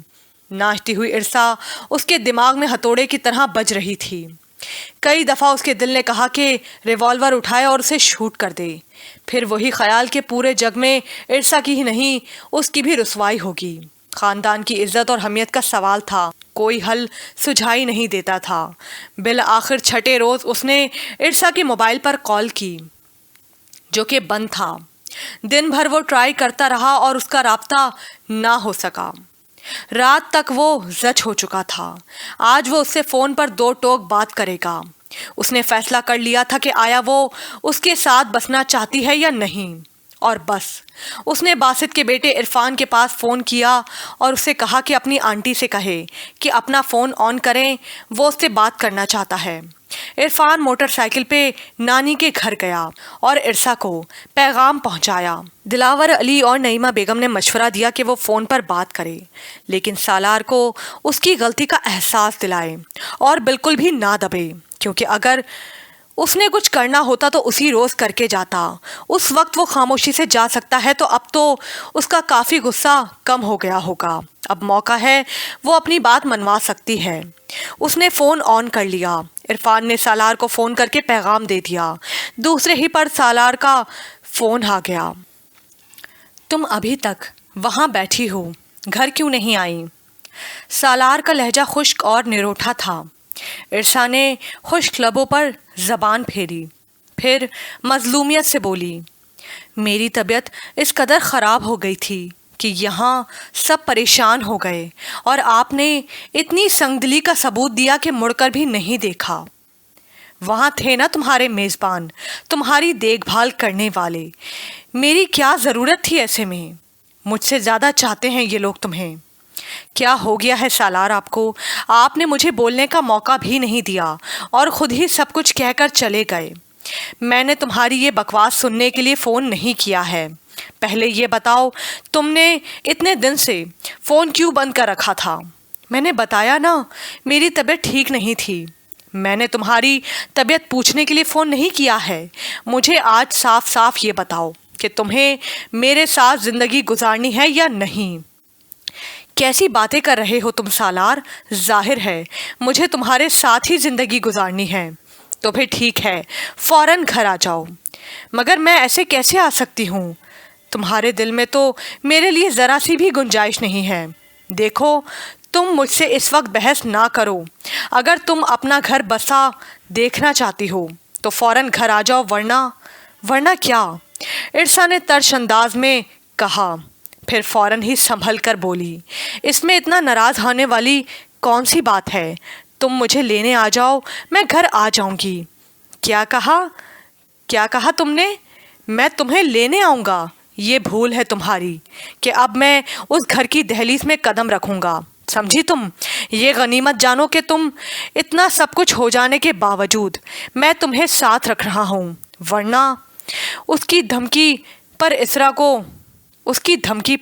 عرصہ کو غصہ آ گیا۔ یہ تم مجھے کیوں بار بار دھمکیاں دے رہے ہو؟ ایسا کیا جرم کر دیا ہے میں نے جو تم مجھے ذلیل ہی کیے جا رہے ہو؟ تو گویا تمہیں ابھی تک احساس نہیں ہوا۔ سالار کو بھی غصہ آ گیا، یعنی ابھی بھی مجھے ہی احساس ہوگا۔ کیا سمجھا ہے تم نے مجھے سالار؟ ہمیشہ میری اور میرے گھر والوں کی بے عزتی کرتے رہتے ہوگے اور میں سر جھکا کر بیٹھی رہوں گی۔ کان کھول کر سن لو، تم بھی جب تک مجھے لینے نہیں آؤ گے میں بھی نہیں آؤں گی۔ نہ صرف تم مجھے لینے آؤ گے بلکہ میری ماں سے معافی بھی مانگو گے، جس قدر تم نے ان کی بے عزتی کی ہے۔ جب تک تم ان سے معافی نہیں مانگو گے میں تمہارا گھر نہیں بساؤں گی۔ اس کی ہٹ دھرمی پر سالار کا دماغ گھوم گیا۔ تو پھر کان کھول کر سن لو، یا تو تم شام تک میرے گھر آ جاؤ، بصورت دیگر میں تمہیں طلاق دے دوں گا۔ سنا تم نے؟ میں تمہیں طلاق دے دوں گا۔ ہاں، تم نے مجھے یہی دھمکی دے سکتے ہو تو ٹھیک ہے، دے دو طلاق۔ عرصہ نے اسی ہٹ دھرمی سے کہا اور فون بند کر دیا۔ سالار کے دماغ کی رگیں پھٹ رہی تھیں۔ کوئی نہیں تھا ایسا جس سے وہ مشورہ کر سکے۔ جو کچھ کرنا تھا اسے خود ہی کرنا تھا۔ کیا کہا تم نے؟ میں تمہیں لینے آؤں گا؟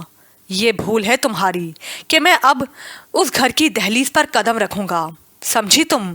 یہ غنیمت جانو کہ اتنا سب کچھ ہو جانے کے باوجود میں تمہیں ساتھ رکھ رہا ہوں، ورنہ اس کی دھمکی پر عرصہ کو غصہ آ گیا۔ یہ تم مجھے کیا بار بار دھمکیاں دے رہے ہو؟ ایسا کیا جرم کر دیا ہے میں نے جو تم مجھے ذلیل ہی کیے جا رہے ہو؟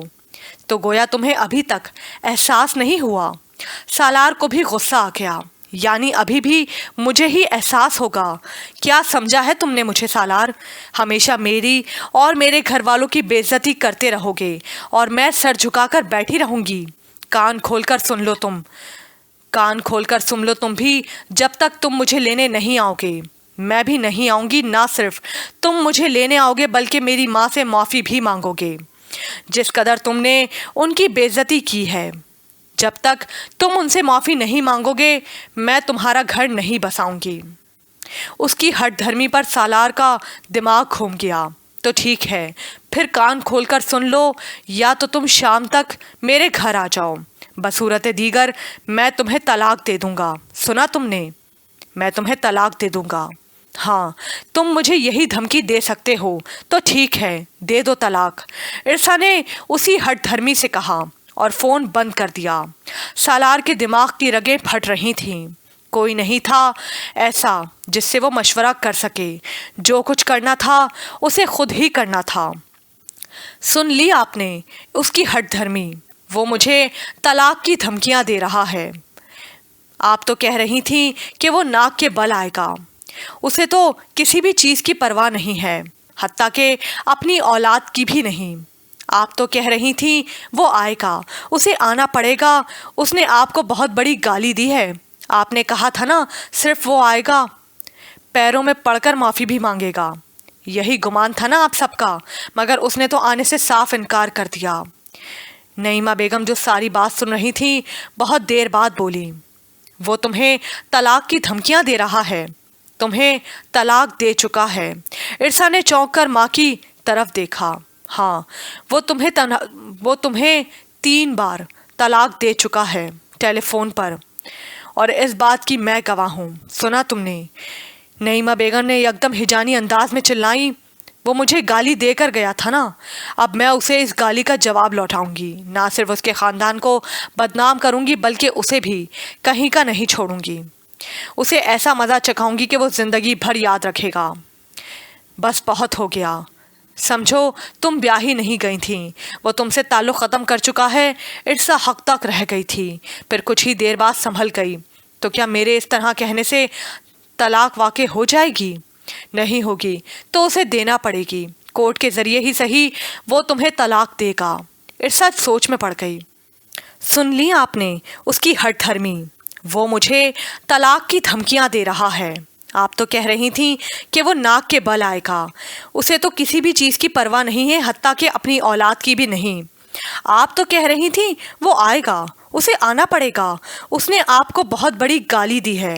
आपने कहा था ना सिर्फ वो आएगा, पैरों में पड़कर माफ़ी भी मांगेगा। यही गुमान था ना आपको, मगर उसने तो आने से इनकार कर दिया है। नईमा बेगम जो सारी बात सुन रही थी बहुत देर बाद बोली, वो तुम्हें तलाक की धमकियां नहीं दे रहा, तुम्हें तलाक दे चुका है। इरसा ने चौंक कर माँ की तरफ देखा। हाँ, वो तुम्हें 3 बार तलाक दे चुका है टेलीफोन पर, और इस बात की गवाह मैं हूँ। सुना तुमने? नईमा बेगम यकदम हिजानी अंदाज में चिल्लाई, वो मुझे गाली देकर गया था ना, अब मैं उसे उस गाली का जवाब लौटाऊंगी। ना सिर्फ उसके ख़ानदान को बदनाम कर दूंगी बल्कि उसे भी कहीं का नहीं छोड़ूंगी। ऐसा मज़ा चखाऊंगी कि वो ज़िंदगी भर याद रखेगा। बस बहुत हो गया, समझो तुम ब्याही नहीं गई थी, वो तुमसे ताल्लुक़ ख़त्म कर चुका है। इरसा हक तक रह गई थी, फिर कुछ ही देर बाद संभल गई। तो क्या मेरे इस तरह कहने से तलाक वाक़ई हो जाएगी?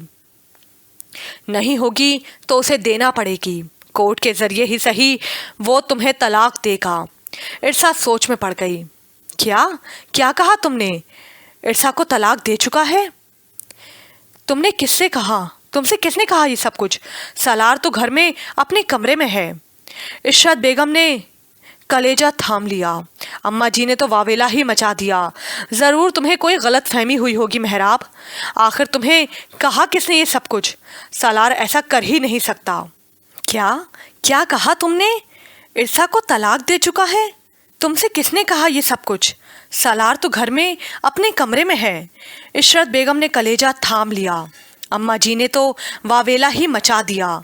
ज़रूर तुम्हें कोई गलत फहमी हुई होगी मेहराब, आखिर तुम्हें कहा किसने ये सब कुछ? सालार ऐसा कर ही नहीं सकता, वो ऐसा कर चुका है। उनके ख़ानदान के नंबरदार ने मुझ तक ये इत्तला पहुंचाई है। उसने बताया है कि आज सुबह सालार ने इरसा को फ़ोन किया था और उसे घर आने के लिए कहा। जिस पर इरसा ने उससे कहा कि वो उसे लेने आ जाए। सालार ने इनकार कर दिया और बात इतनी बढ़ी कि सालार ने गुस्से में आकर इरसा को पहले तलाक की धमकियां दी और फिर 3 बार तलाक दे दी। नहीं, मेरा बेटा ऐसा नहीं कर सकता। वो अपने ख़ानदान पे इतना बड़ा दाग नहीं लगा सकता। ज़रूर इरसा को ही कोई गलत फहमी हुई होगी। आपका बेटा गुस्से में पागल हो जाता है, ये तो पता है ना आपको। क्या खबर गुस्से में किस लम्हे उसने ये बकवास की है। आप या मैं कैसे इस चीज़ की गारंटी दे सकते हैं कि सालार ने ऐसा नहीं किया। मेहराब अली गुस्से में आकर बोले तो इशरत बेगम को चुप लग गई, पर उनकी आंख से आंसू रवा थे। खुद ही मफरूदे बनाते रहोगे। इस बदबख्त से भी तो पूछो आखिर हुआ क्या है। अम्मा जी ने चिल्लाकर कहा और 2 हथड़ सीने पर मारकर रोने लगी। वो ऐसा कर चुका है। उनके ख़ानदान के नंबरदार ने मुझ तक ये इत्तला पहुंचाई है। उसने बताया है कि आज सुबह सालार ने इरसा को फ़ोन किया था और उसे घर आने के लिए कहा, जिस पर इरसा ने उससे कहा कि वो उसे लेने आ जाए। सालार ने इनकार कर दिया और बात इतनी बढ़ी कि सालार ने गुस्से में आकर इरसा को पहले तलाक की धमकियां दी और फिर 3 बार तलाक दे दी। नहीं, मेरा बेटा ऐसा नहीं कर सकता। वो अपने ख़ानदान पे इतना बड़ा दाग नहीं लगा सकता। ज़रूर इरसा को ही कोई गलत फहमी हुई होगी। आपका बेटा गुस्से में पागल हो जाता है, ये तो पता है ना आपको। क्या खबर गुस्से में किस लम्हे उसने ये बकवास की है। आप या मैं कैसे इस चीज़ की गारंटी दे सकते हैं कि सालार ने ऐसा नहीं किया। मेहराब अली गुस्से में आकर बोले तो इशरत बेगम को चुप लग गई, पर उनकी आंख से आंसू रवा थे। खुद ही मफरूदे बनाते रहोगे, उस कमबख्त से भी पूछोगे आखिर हुआ क्या है। अम्मा जी ने चिल्लाकर कहा और 2 हथेड़ सीने पर मारकर रोने लगी। सालार सर झुकाए बैठा था। घर के सारे लोग ड्राइंग रूम में जमा थे। जो कुछ सालार ने कहा था सबने खामोशी से सुना था। मैंने उसे तलाक नहीं दी, हाँ अलबत्ता उसे धमकी ज़रूर दी थी कि अगर वो शाम तक घर ना आई तो मैं उसे तलाक दे दूंगा। उसके बाद उसने फ़ोन बंद कर दिया। सालार के जवाब के बाद हर एक के मुंह से तरह तरह के सवाल उभर रहे थे। आखिर ये धमकी देने की नौबत ही क्यों आई थी। अगर वो नहीं आ रही थी तो कुछ दिन उसे उसके हाल पर छोड़ देते। घर में कोई बड़ा छोटा था, उससे मशवरा कर लेते। नहीं लेकर आना चाहते थे तो ना लाते। घर का कोई भी मर्द उसे ले आता। आखिर इस इतनी बड़ी बात को, इतनी बड़ी अना का मसला किस लिए बनाया गया। क्यों इस्तेमाल किए तुमने तलाक के अल्फाज। सालार के पास इन सब बातों का कोई जवाब नहीं था। वो अलबाब की बातों पर सर झुकाए बैठा रहा। क्यों बोलती बंद हो गई है तुम्हारी, बताते क्यों नहीं कि सच क्या है। अलबाब ने छोटे भाई का गिरेबान पकड़ लिया। मैंने उसे तलाक नहीं दी, झूठ बोल रही है वो। अगर मैं उसे तलाक देता तो उसी रोज़ देकर आता जिस रोज़ मैंने उसे गैर मर्द के साथ देखा था। गैर मर्द के साथ? क्या कर रही थी वो गैर मर्द के साथ? बेक वक्त कई आवाज़ें उभरी। सालार ने जज्बात को कंट्रोल करने के लिए अपने दांत भींच लिए। वो नहीं बताना चाहता था कि घर वालों को कि उसने इरसा को किस हालत में देखा है। कल को इरसा इस घर में आकर बसेगी तो क्या इज्जत रह जाएगी उसकी सबकी नज़रों में। हम कुछ पूछ रहे हैं तुमसे, मेहराब अली ने गुस्से से कहा। सालार सर झुकाए बैठा था। घर के सारे लोग ड्राइंग रूम में जमा थे। जो कुछ सालार ने कहा था सबने खामोशी से सुना था। मैंने उसे तलाक नहीं दी, हाँ अलबत्ता उसे धमकी ज़रूर दी थी कि अगर वो शाम तक घर ना आई तो मैं उसे तलाक दे दूंगा। उसके बाद उसने फ़ोन बंद कर दिया। सालार के जवाब के बाद हर एक के मुंह से तरह तरह के सवाल उभर रहे थे। आखिर ये धमकी देने की नौबत ही क्यों आई थी तुम्हें। अगर वो नहीं आ रही थी तो कुछ दिन उसे उसके हाल पर छोड़ देते। घर में कोई बड़ा छोटा था, उससे मशवरा कर लेते। तुम नहीं लेकर आना चाहते थे तो ना लाते। घर का कोई भी मर्द उसे ले आता। आखिर इस इतनी सी बात को इतनी बड़ी अना का मसला किस लिए बना लिया गया। क्यों इस्तेमाल किए तुमने तलाक के अल्फाज। सालार के पास इन सब बातों का कोई जवाब नहीं था। वो अलबाब की बातों पर सर झुकाए बैठा रहा। क्यों बोलती क्यों बंद हो गई है तुम्हारी, बताते क्यों नहीं कि सच क्या है। अलबाब ने छोटे भाई का गिरेबान पकड़ लिया। मैंने उसे तलाक नहीं दी, جھوٹ بول رہی ہے وہ. اگر میں اسے طلاق دیتا تو اسی روز دے کر آتا جس روز میں نے اسے غیر مرد کے ساتھ دیکھا تھا. غیر مرد کے ساتھ؟ کیا کر رہی تھی وہ غیر مرد کے ساتھ؟ بیک وقت کئی آوازیں ابھریں. سالار نے جذبات کو کنٹرول کرنے کے لیے اپنے دانت بھینچ لیے. وہ نہیں بتانا چاہتا تھا گھر والوں کو کہ اس نے ارسا کو کس حالت میں دیکھا تھا. کل کو ارسا اس کے گھر میں آ کر بسے گی تو کیا عزت رہ جائے گی اس کی سب کی نظروں میں. ہم کچھ پوچھ رہے ہیں تم سے، مہراب علی نے غصے سے کہا. ان کے گھر میں غیر مردوں کا بے دریغ آنا جانا ہے.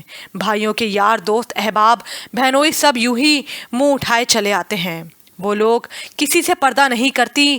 میں ارسا کو پردے کا پابند کر رہا تھا، لیکن وہ یہاں سے تو برقعے میں جاتی تھی اور وہاں جا کر غیر مردوں کے ساتھ ہنسی ٹھٹول کرتی تھی، جو مجھے بالکل بھی پسند نہیں تھا. اور جب میں نے سب کچھ اپنی آنکھوں سے دیکھ لیا تو میں اسے کیسے وہاں چھوڑ سکتا تھا. اسی وجہ سے اسے گھر بلانے پر مصر تھا، لیکن اسے اپنی گھرستی سے زیادہ آزادی عزیز تھی. وہ وہاں سے نہیں آنا چاہتی تھی. بالآخر زچ ہو کر میں نے اسے طلاق کی دھمکی دے ڈالی اور اس نے مجھ پر الٹا بہتان ہی لگا دیا. تم چھوڑ کر ہی کیوں آئے تھے اسے؟ ساتھ لے کر کیوں نہیں آئے؟ الباب نے نکتہ پکڑا. سالار بے بسی سے بولا، ہاں یہی میری سب سے بڑی غلطی تھی کہ میں وہاں اسے چھوڑ آیا تھا، اور میں اسے لے کر بھی آتا، لیکن بیچ محفل میں اسی بحث اور کشمکش میں اس کی طبیعت خراب ہو گئی تھی، جس کی وجہ سے مجھے اسے نہ لا سکا. اس کی طبیعت خراب ہو گئی تھی. یہ انکشاف بھی سب کے لیے انوکھا تھا. میرا خیال ہے ہمیں یہاں بیٹھ کر بحث کرنے کے بجائے ارسا کے گھر والوں سے ملنا چاہیے. ہو سکتا ہے آمنے سامنے بیٹھے تو معاملہ سمٹ جائے. ویسے تو بیچ کے لوگ کہاں صحیح بات کرتے ہیں. مریم نے اپنی اتنی تجویز نکالی تو ارباب بھڑک کر بولا، اس کے گھر والوں نے ہمیں اس قابل نہیں سمجھا کہ فون کر کے ارسا اور سالار کے مابین کشیدگی کے متعلق بتاتے، یا اگر طلاق ہی کا معاملہ تھا تو ہمیں اطلاع کرتے. ہم کچھ پوچھ رہے ہیں تم سے، مہراب علی نے غصے سے کہا. ان کے گھر میں غیر مردوں کا بے دریغ آنا جانا ہے. بھائیوں کے یار دوست احباب بہنوئی سب یوں ہی منہ اٹھائے چلے آتے ہیں. وہ لوگ کسی سے پردہ نہیں کرتی. میں ارسا کو پردے کا پابند کر رہا تھا، لیکن وہ یہاں سے تو برقعے میں جاتی تھی اور وہاں جا کر غیر مردوں کے ساتھ ہنسی ٹھٹول کرتی تھی، جو مجھے بالکل پسند نہیں تھا. اور جب میں نے سب کچھ اپنی آنکھوں سے دیکھ لیا تو میں اسے وہاں کیسے چھوڑ سکتا تھا. اسی وجہ سے اسے گھر بلانے پر مصر تھا، لیکن اسے اپنی گھرستی سے زیادہ آزادی عزیز تھی. وہ وہاں سے نہیں آنا چاہتی تھی. بالآخر زچ ہو کر میں نے اسے طلاق کی دھمکی دے ڈالی اور اس نے مجھ پر الٹا بہتان ہی لگا دیا. تم چھوڑ کر ہی کیوں آئے تھے اسے؟ ساتھ لے کر کیوں نہیں آئے؟ الباب نے نکتہ پکڑا. سالار بے بسی سے بولا، ہاں یہی میری سب سے بڑی غلطی ہے کہ میں اسے وہاں چھوڑ آیا تھا، اور میں اسے لے کر بھی آتا، لیکن بیچ محفل میں اسی بحث و کشمکش میں اس کی طبیعت بگڑ گئی تھی، جس کی وجہ سے میں اسے نہ لا سکا. اس کی طبیعت خراب ہو گئی تھی. یہ انکشاف بھی سب کے لیے انوکھا تھا. میرا خیال ہے ہمیں یہاں بیٹھ کر بحث کرنے کے بجائے ارسا کے گھر والوں سے ملنا چاہیے. ہو سکتا ہے آمنے سامنے بیٹھے تو معاملہ سمٹ جائے. ویسے تو بیچ کے لوگ کہاں صحیح بات کرتے ہیں. مریم نے اپنے تین تجویز نکالی تو الباب بھڑک کر بولا، اس کے گھر والوں نے ہمیں اس قابل نہیں سمجھا کہ فون کر کے ارسا اور سالار کے مابین کشیدگی کے متعلق بتاتے، یا اگر طلاق کا ہی معاملہ تھا تو ہمیں اطلاع کرتے. سلجھانے کا تو ارادہ ہی نہیں دکھائی دیتا ان لوگوں کا. اپنی بیٹی کے حرفہ کا یقین کر لیا ان لوگوں نے، دوسرے فریق سے تصدیق ہی نہیں کی. ہم لوگ یہاں بے خبر بیٹھے ہیں. ان کے پورے خاندان میں یہ بات آگ کی طرح پھیل چکی ہے، اور ان کا نمبردار ہمیں بتانے ان کے کہنے پر نہیں آیا تھا، اپنے طور آیا تھا. ایسی صورتحال تو ہم کہتے ہوں کہ ہم منہ اٹھا کر ان کے گھر جائیں، تو پھر یہ معاملہ کس طرح سلجھے گا؟ انہوں نے تو اپنی جگہ پر طے کر لیا ہے کہ ارسا کو طلاق ہو گئی ہے، مگر سالار کو بھی تو صفائی کا موقع ملنا چاہیے. کبھی طلاق بھی اس طرح ہوتی ہے، اور کون جانے یہ بات ارسا کہہ رہی ہے یا اس کے گھر والے کہلوا رہے ہیں۔ ہمیں ارسا کو اور سالار کو آمنے سامنے بٹھا کر بات کرنا ہوگی۔ ارشد بیگم کی بات پر سب اسی نقطے پر سوچنے پر مجبور ہو گئے۔ آپ دلاور علی سے فون پر بات کریں، اس سے حقائق جانیں، اپنا موقف بتائیں انہیں۔ مریم نے پھر قائل کیا، تم چھوڑ کر ہی کیوں آئے تھے اسے؟ ساتھ لے کر کیوں نہیں آئے؟ الباب نے نقطہ پکڑا۔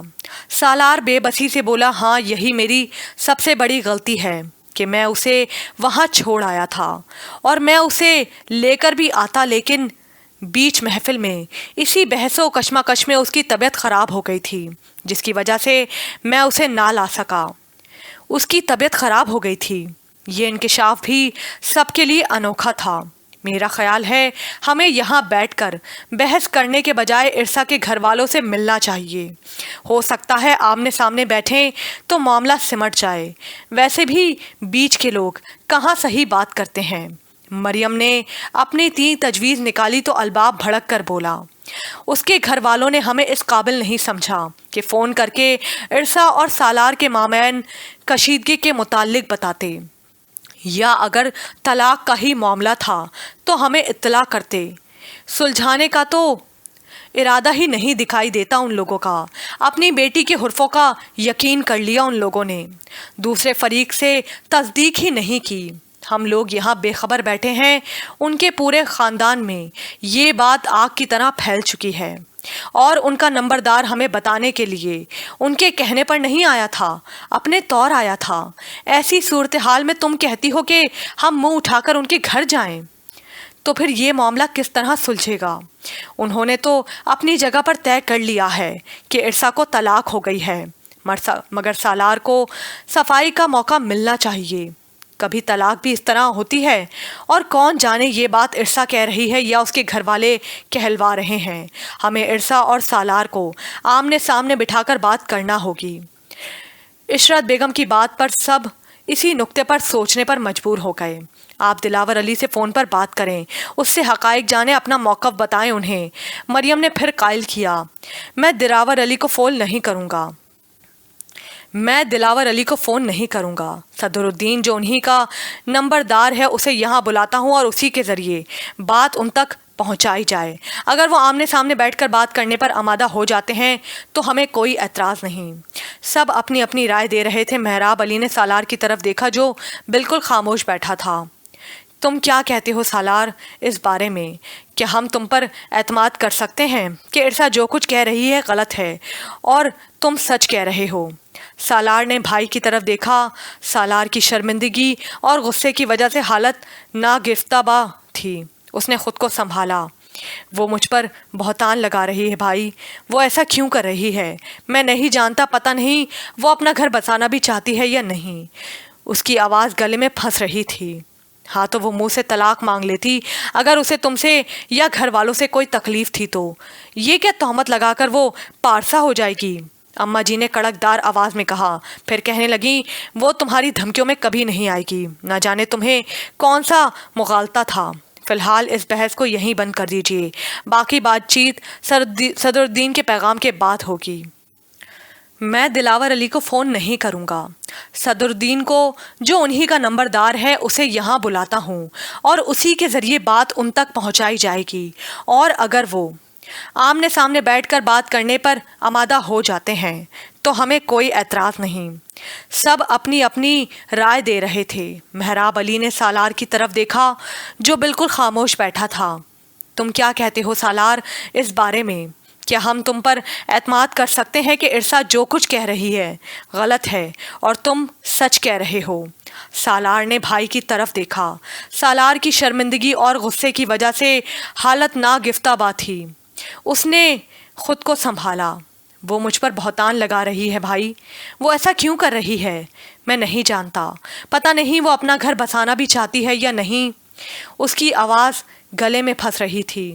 ہاں تو وہ منہ سے طلاق مانگ لیتی، اگر اسے تم سے یا گھر والوں سے کوئی تکلیف تھی تو۔ یہ کیا تہمت لگا کر وہ پارسا ہو جائے گی؟ اماں جی نے کڑک دار آواز میں کہا، پھر کہنے لگی، وہ تمہاری دھمکیوں میں کبھی نہیں آئے گی، نہ جانے تمہیں کون سا مغالطہ ہا۔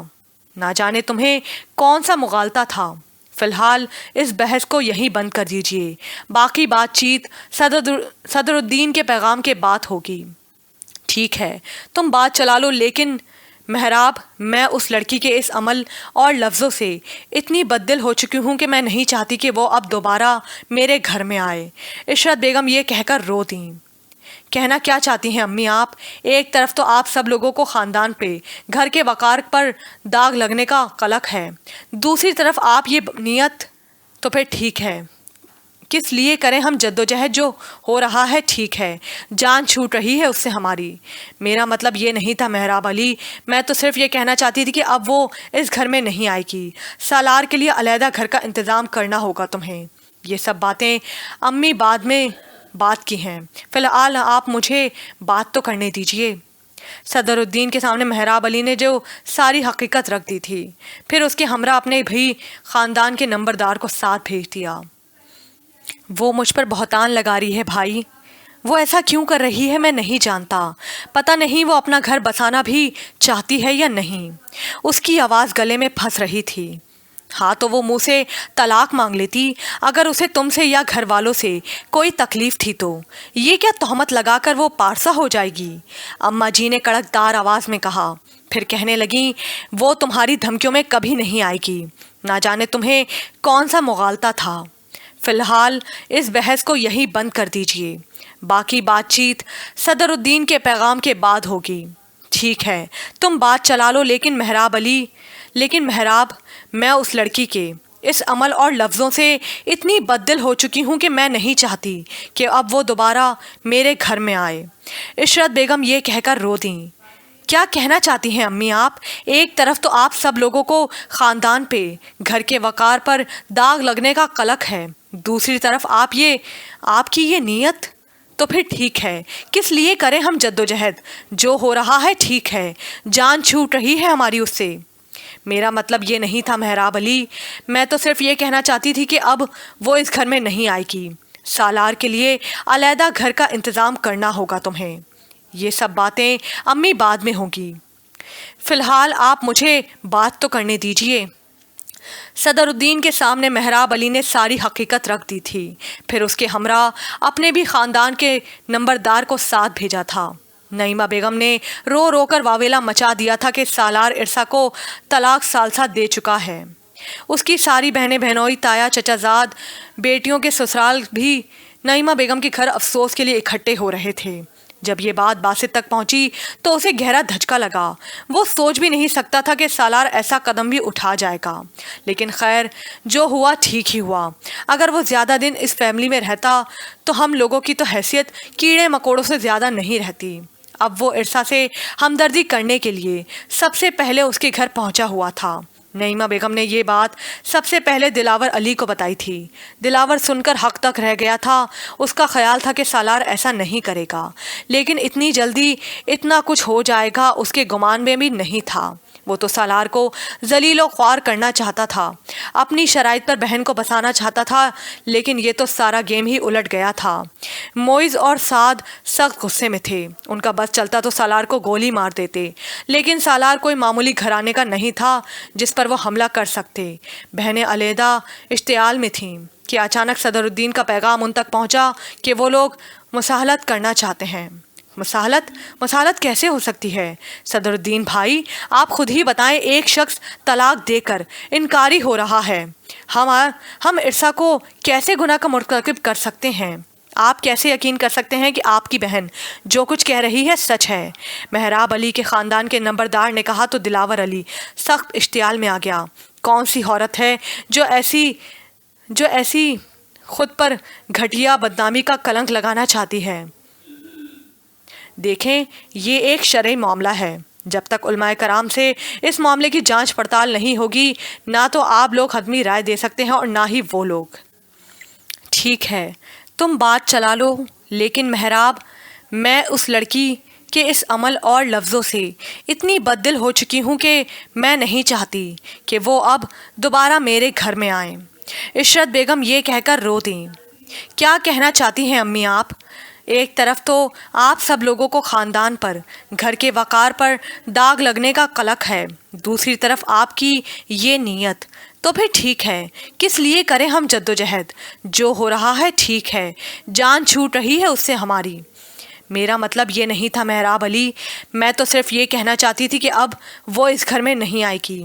سالار کے لیے علیحدہ گھر کا انتظام کرنا ہوگا تمہیں۔ یہ سب باتیں امی بات کی ہیں، فی الحال آپ مجھے بات تو کرنے دیجئے۔ صدر الدین کے سامنے محراب علی نے ساری حقیقت رکھ دی تھی، پھر اس کے ہمراہ اپنے بھی خاندان کے نمبردار کو ساتھ بھیجا تھا۔ نعیمہ بیگم نے رو رو کر واویلا مچا دیا تھا کہ سالار ارسا کو طلاق ثالثہ دے چکا ہے۔ اس کی ساری بہنیں، بہنوئی، تایا، چچزاد، بیٹیوں کے سسرال سبھی نعیمہ بیگم کے گھر افسوس کے لیے اکٹھے ہو رہے تھے۔ جب یہ بات باسط تک پہنچی تو اسے گہرا دھچکا لگا۔ وہ سوچ بھی نہیں سکتا تھا کہ سالار ایسا قدم بھی اٹھائے گا، لیکن خیر جو ہوا ٹھیک ہی ہوا۔ اگر وہ زیادہ دن اس فیملی میں رہتا تو ہم لوگوں کی تو حیثیت کیڑے مکوڑوں سے زیادہ نہیں رہتی۔ اب وہ ارسا سے ہمدردی کرنے کے لیے سب سے پہلے اس کے گھر پہنچا ہوا تھا۔ نعیمہ بیگم نے یہ بات سب سے پہلے دلاور علی کو بتائی تھی۔ دلاور علی سن کر حق دگ رہ گیا تھا۔ اس کا خیال تھا کہ سالار ایسا نہیں کرے گا، لیکن اتنی جلدی اتنا کچھ ہو جائے گا اس کے گمان میں بھی نہیں تھا۔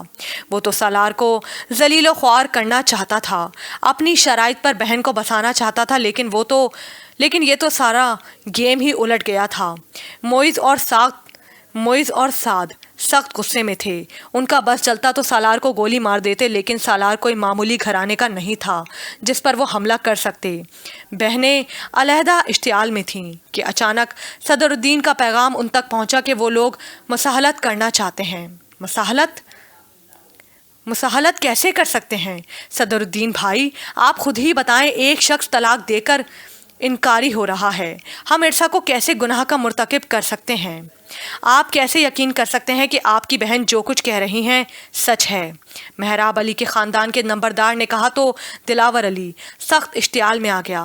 کون سی عورت ہے جو خود پر ایسا گھٹیا بدنامی کا کلنک لگانا چاہتی ہے؟ دیکھیں یہ ایک شرعی معاملہ ہے، جب تک علماء کرام سے اس معاملے کی جانچ پڑتال نہیں ہوگی نہ تو آپ لوگ حتمی رائے دے سکتے ہیں اور نہ ہی وہ لوگ۔ تو پھر آپ لوگ علماء کے پاس جائیں، ہمارے پاس کیا لینے آئے ہیں؟ دلاور علی اسی انداز میں بولا۔ دیکھو دلاور علی، ہم یہاں لڑائی جھگڑا نہیں کرنا چاہتے، ایک بار ہمیں لڑکی سے تصدیق کر لینے دو آیا کہ یہ بات درست ہے یا نہیں۔ ہو سکتا ہے لڑکی کو کوئی مبالغہ ہو گیا ہو، لڑکی کے منہ سے سچ سننے آئے ہیں۔